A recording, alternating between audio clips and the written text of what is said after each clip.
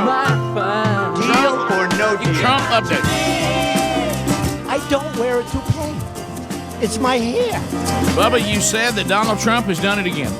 Well, Rick, he continues to make America great. I just want to know, are y'all tired of winning yet? That's right. what I want to know. He said we would grow tired of it.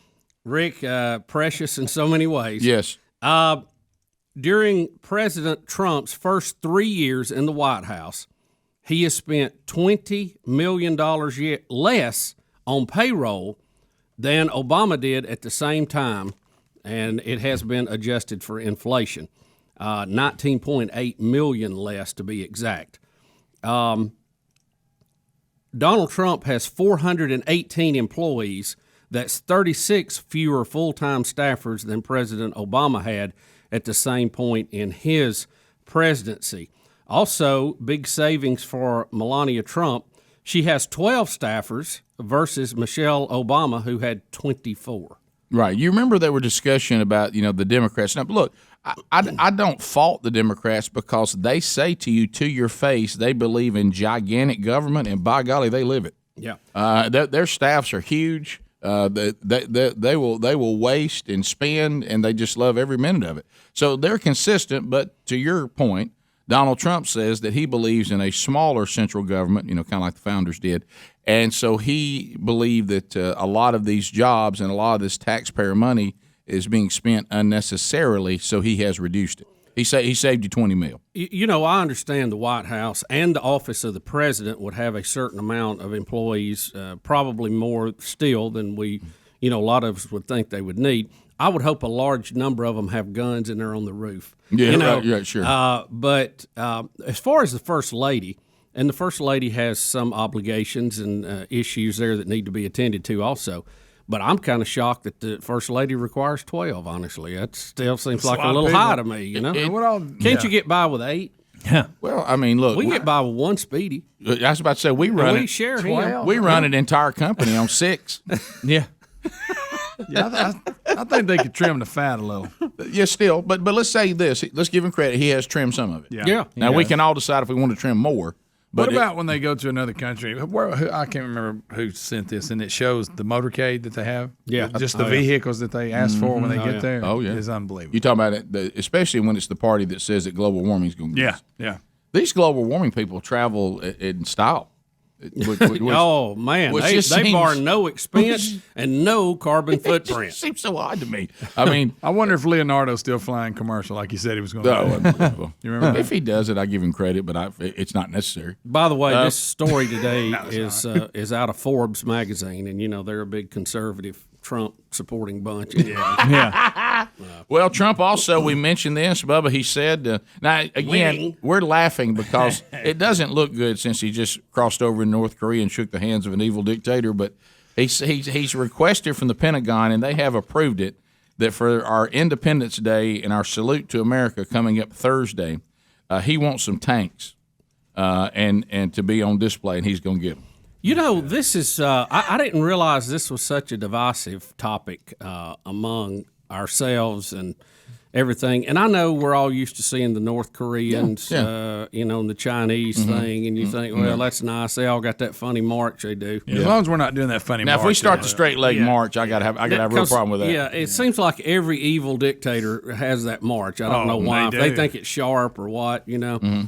But the high leg kick. I like seeing a little military hardware out there. I mean, nobody likes a flyover better than me. And it's just you compare it to these people we just mentioned, and it just looks a lot like them. But I mean, there's a lot of people that are all against military parades like that. I mean, not kind of like we are. They're anti. Yeah. Well, here's what I would not like. Okay, let's get real specific. Just because based on the people who've done it. I certainly want our military strength to be feared around the world, and I don't apologize for the word feared because it's effective.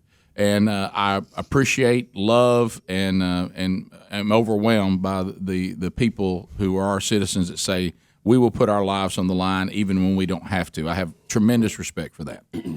But as long as a Trump or an Obama, because you remember we all were just a little weird. I don't like when any of our leaders, and Obama did some of this, when they start those scary pictures of themselves Yeah. and they make these giant pictures of themselves, And they're weird colors. They're posterized just a little bit. They're posterized. I don't want to see any of those large banners with our military marching with those up, with them sitting there in the middle of it as if they have crowned themselves evil dictator. Yeah. I do not want that. Yeah. If we want to put a few tanks out on a national mall, I'm good with that. Flyovers, I don't mind that at all. But let's not have something where we see these weird pictures and symbols and the military marching, all with those banners and those slightly off pictures of whoever the president is, Republican or Democrat. I don't want that. Yeah. Now that's when we all have the people have to start going. Well, I'm gonna tell you that the great Gary Larson cartoon about when the Pilgrims were getting back on the boats and the Indians look at each other and go, there's just something weird about the way they said they would be back. we'll see you later or something. Yeah, see you next time. There was something creepy about that. So, but if you want to put a few tanks, why is it there's something about the tank? Aircraft flying over doesn't really, but there's something about tank. When you roll the tank. Well, a tank There's something about tanks you rolling have out to there. roll a tank; it won't fly. I understand. I mean, that's the only way it can get by. When you hear it rumbling. But I'm going to tell you something. Hear them old gears grind.